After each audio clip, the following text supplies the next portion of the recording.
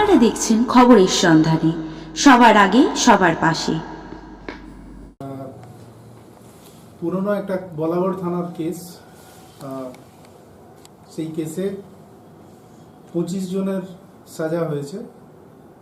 সেটা সম্বন্ধেই আপনাদেরকে অবগত করানোর জন্য এই প্রেস ব্রিফিং।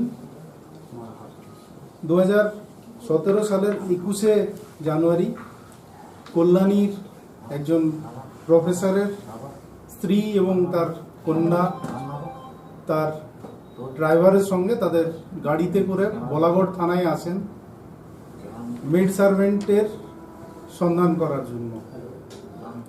সেখানে আসানপুর বলে একটা ভিলেজ আছে, সেখানে যখন তারা যায় তাদেরকে গ্রামবাসীরা সন্দেহ করে যে তারা হয়তো ছেলে ধরা, এবং সেই সন্দেহ বশত তারা তাদের উপর আক্রমণ করে।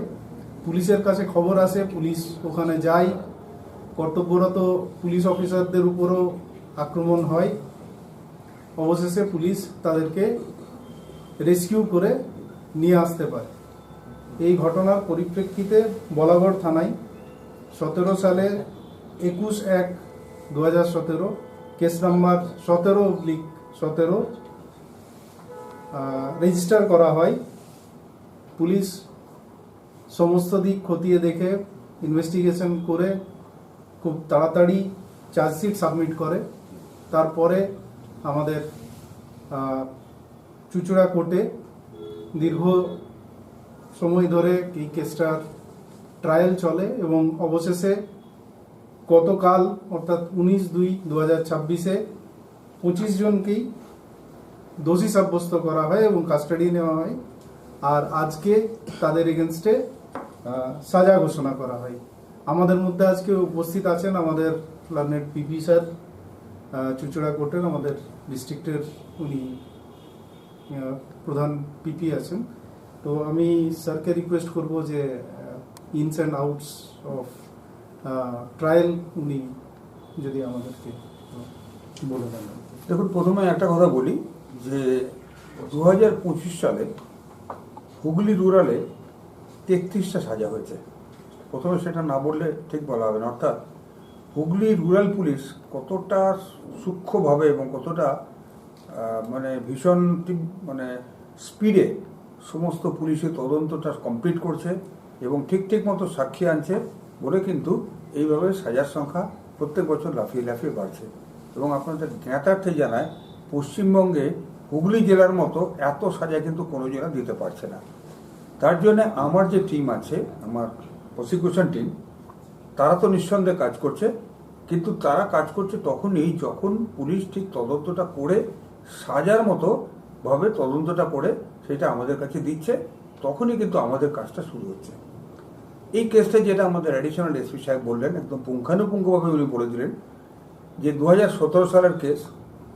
একটি অভিযোগ ফ্যামিলির একটা পরিবার, মা মেয়ে, তাদের গাড়ি নিয়ে, তাদের ড্রাইভার নিয়ে বরাবরের একটা গ্রামে, আসানপুর গ্রামে ওই কাজের লোকের সন্ধান এসেছিলেন। আপনাদের মনে আছে বোধহয়, সেই 2016, 17, 15 তারিখ সালে ডাইনি, ছেলে ধরা, এই সন্দেহে যে কোনো লোককে সন্দেহ করে পিটিয়ে মেরে ফেলা হচ্ছে। এরকম অনেক কেস আগে ঘটেছে। এই কেসটাও ঠিক সেরকমই হতে যাচ্ছিল। গ্রামের লোকরা প্রায় 100 লোক তাদের ঘিরে ধরে তাদের বলে যে এরা এসছে মানব পাচার করতে, ছেলে ধরে নিয়ে চলে যেতে।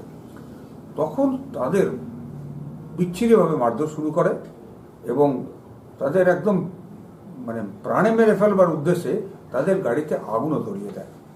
খবরটা যায় সঙ্গে সঙ্গে বরাবর থানা থেকে পুলিশ বাহিনী আসে, কিন্তু পুলিশ বাহিনী তাদের ওই মবকে সেই মুহূর্তে ট্যাকেল করতে পারেনি।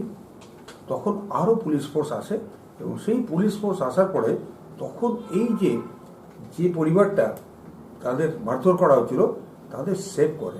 কিন্তু সেই সেভ করতে গিয়ে পুলিশ কিন্তু ভীষণভাবে আহত হয়। অনেক পুলিশ অফিসার এবং পুলিশ পার্সোনেল তাদেরকে মারধর করা হয় এবং আপনারা শুনে অবাক হয়ে যাবেন, একজন সিভিক ভলান্টিয়ারের পিঠে একটা তীর গিঁথে দেওয়া হয় এবং সেইটা উনি ভগবানের ঈশ্বর অশেষ কৃপা বলেই বেঁচে গেলেন। প্রথমে বরাগড় বিপিএসসি, সেখান থেকে কল্যাণী হাসপাতাল, সেখান থেকে পিজি হাসপাতালে দীর্ঘদিন চিকিৎসা করার পরে তিনি বেঁচে ফেরেন। তা না হলে আজকের কেসটা কিন্তু একটা মার্ডার কেসের বিচার হতো। যাই হোক, পুলিশ খুব দ্রুততার সঙ্গে এবং নিশ্চিতভাবে তদন্ত করে বরাবর থানা করে চার্জশিট দাখিল করে সময় মতো, এবং সেই চার্জশিটটা দাখিল করে 20 জন আসামির বিরুদ্ধে, 25 জন আসামির বিরুদ্ধে, 25 জনের আজকে সাজা শোনানো হলো। আপনাদের আরও বলে রাখি যে ঘটনাটা ঘটেছিল এরকম, মারধর তো করেও ছিল এবং গাড়ি পুড়িয়ে দিয়েছিল। মানে এক ভদ্রমহিলা তার গলা থেকে হাড় ছিনিয়ে নেওয়া, অর্থাৎ চুরির কেসের মধ্যে ছিল, এবং 12টা সেকশনে চার্জ হয়েছিল। কিন্তু পরবর্তীকালে এই চুরি বা ইত্যাদি অন্যান্য সেকশনগুলোকে জজ সাহেব মনে করেননি যে ঠিকভাবে প্রমাণিত হয়েছে, সেই জন্য জজ সাহেব তাদের দোষী সাব্যস্ত করলেন 4টে সেকশনে। 4টে সেকশনের মধ্যে কি কি সেকশনগুলো? একটা হচ্ছে 333। প্রথম কথা বলে রেখি, 25 জন তো মানে সম্মিলিতভাবে কাজটা করেছে। সেই জন্য আমাদের একটা 149 ইন্ডিয়ান পেনাল কোডে একটা ধারা আছে যেটাতে অনেকে একসঙ্গে মিলে যদি কোনো অপরাধ করে তাহলে সেটা হচ্ছে 149-এ, অর্থাৎ একজন এবং আরেকজন মানে যে কজনই থাকুক না কেন 149-এর মাধ্যমে তারা সবাই একের সঙ্গে একটু যুক্ত হয়ে যায়।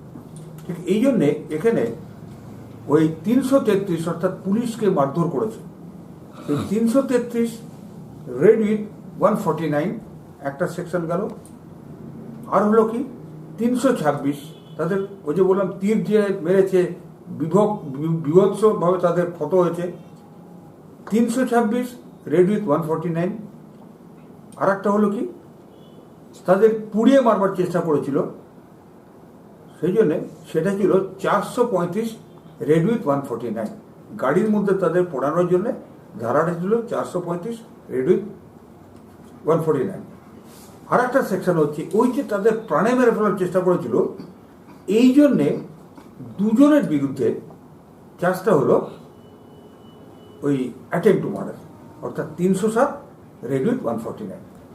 এবং কালকে ঠিক সেই মতোই সমস্ত 25 জন আসামিকে দোষী সাব্যস্ত করলো, অর্থাৎ 25 জনকেই সবকটা ধারাতে করলো এক্সেপ্ট 307। 307-এ গিল্টি আউট করলো 2 জনের। এদের মধ্যে 2 জন আসামি গোপাল রায় এবং পূর্ণিমা মালিক, এই 2 জনই ওইভাবে ওই ছেলেটির মৃত্যুর কারণের জন্য এরা 2 জনেই দায়ী হয়ে গেছিল।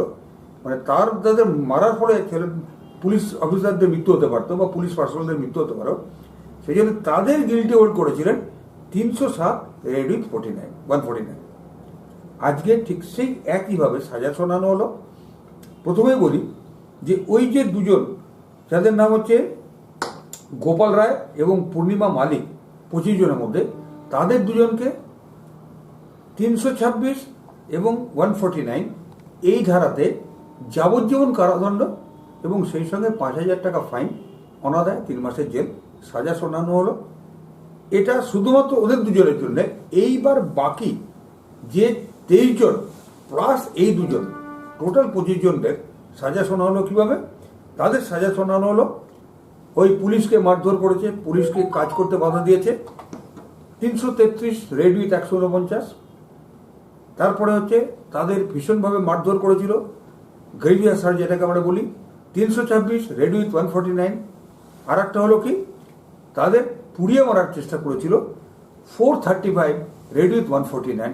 এই 3টে সেকশনের জন্য প্রত্যেকটা এই অফেন্সের জন্য তাদের 7 বছরের কারাদণ্ড এবং 5,000 টাকা করে ফাইন, অনাদায় ওই জেল। এইভাবে প্রত্যেককে আজকে সাজা শোনালো। এটা আমি একটা কথা বলি যে শুধুমাত্র যে পুলিশের তদন্ত খুব ভালো হয়েছে তা নয়, এতগুলো সাক্ষীকে সাক্ষ্য গ্রহণ করে এতগুলো লোকের সাজা করানো, সেটা প্রসিকিউশনের তরফ থেকে একটা বিরাট প্রাপ্তি।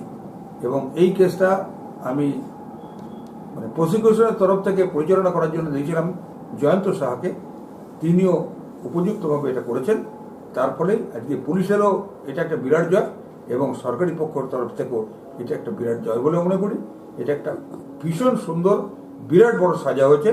সমাজের কাছে এটা যখন মানুষের কাছে পৌঁছবে তখন লোকে ভাববে যে পুলিশকে তদন্তে বাধা দিলে, তাদের মারধর করলে বা এই ধরনের সাজা, মানে এই ধরনের যদি কোনো অফেন্স করা হয় তাহলে কি ধরনের সাজা প্রত্যেকে পেতে হয়। এই সাজাতে অন্তত আমি খুব খুশি।